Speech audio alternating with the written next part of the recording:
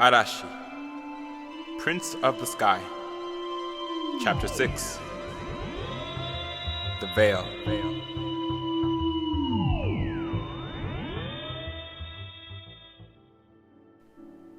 When he woke, he knew he wasn't truly awake. He knew this because Ishara was looking him dead in the eye with her ever calm and wise demeanor. He looked around, and he knew exactly where he was instantly. The kingdom of spirits, hidden in the light of the moon. The great elementals of the world all gathered here together on extremely rare occasions. They were in the center of a white coliseum, surrounded by giant white pillars that reached the stars and didn't end. Standing in a sea of clouds, they were in a realm that was ancient, older than time. In the stands was a multitude of creatures and spirits of great terror and beauty, all gathered for what seemed to be a meeting that was pertaining to him. Arashi, Ishara, great and powerful spirits of the sky. Boomed the voice of a creature of such powerful vibration and beauty, their eyes were transfixed.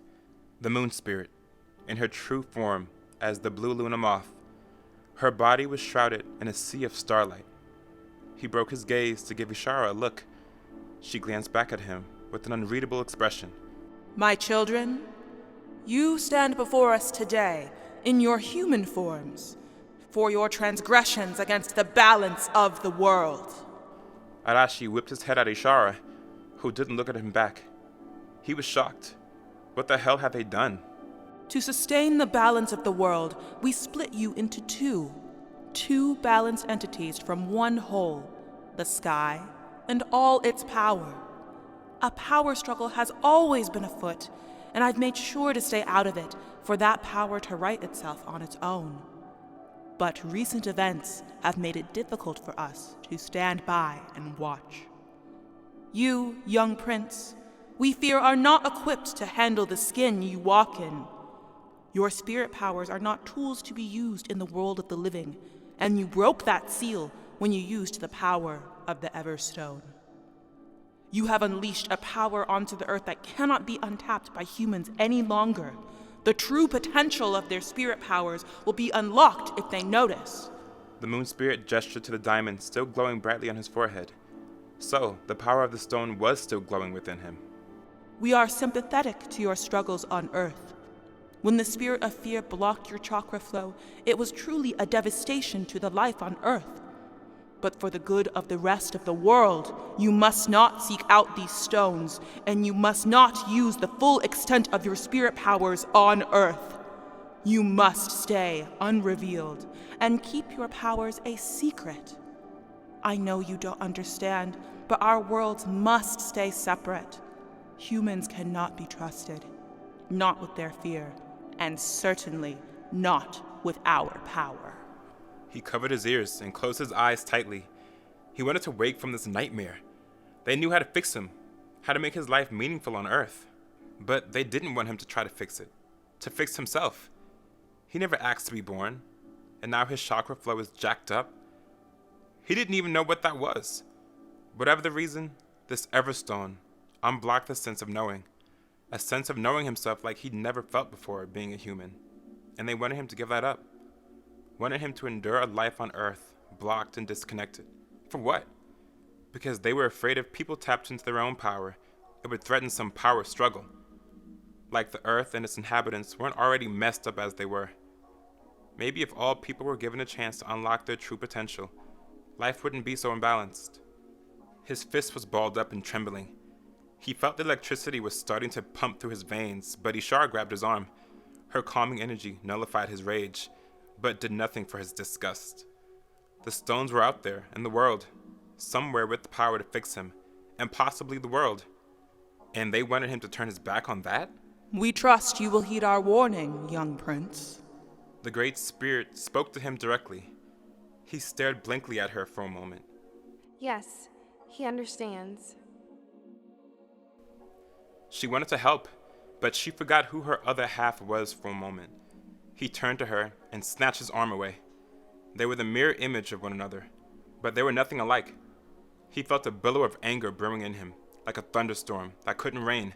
It was torture. And how would Ishara know? How would any of them know? None of them had to wake up with his life and walk in his shoes. He had been silent since he was born. A freak. A mistake. How dare they think that they could tell him how to live his life and justify it with the balance of the world? On whose authority? He wasn't having it. One question. Brother, don't. Have any of you, great and powerful spirits, spent the time that I have spent on earth?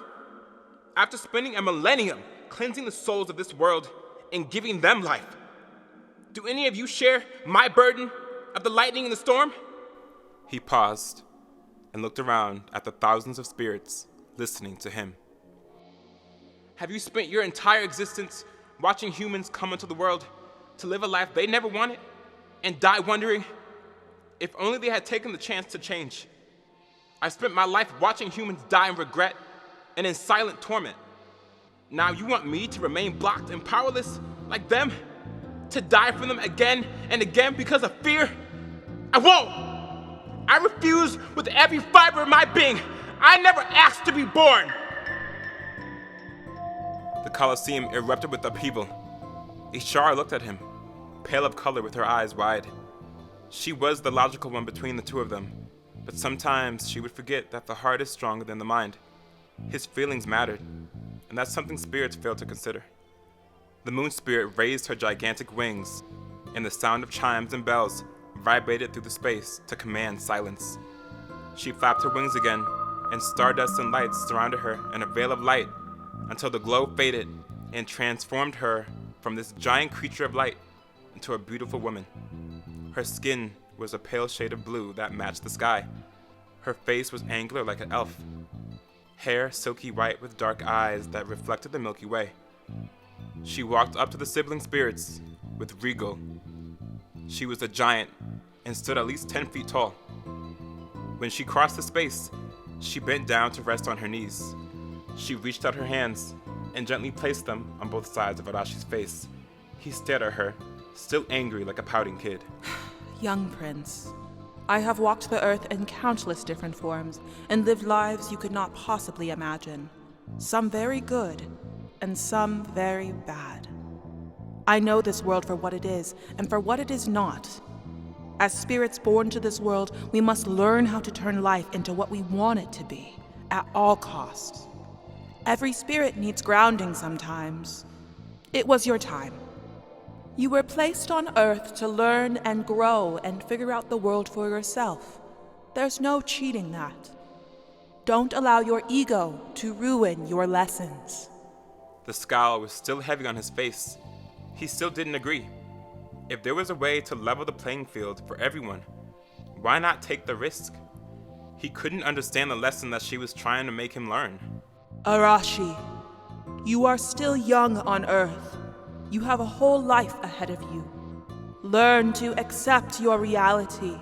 Be one with who you are. Embrace every part of you and know that you are enough. He involuntarily sucked his teeth. The moon spirit reminded him of Burmy. Maybe that's why she was his mother.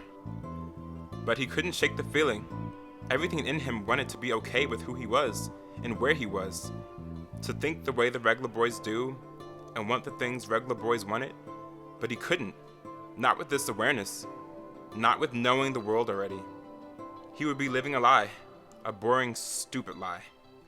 Suddenly, his arm began to twitch. The burning started searing to life just like the last time. He was already over it. How many times would he have to get this thing fixed? He was so confused. Even in the spirit realm, he felt the pain. But then, of course, this was a spiritual weapon. Fear didn't just cut his arm, it cut his spirit. Arashi dropped down to his knees, clutching his arm close to his chest.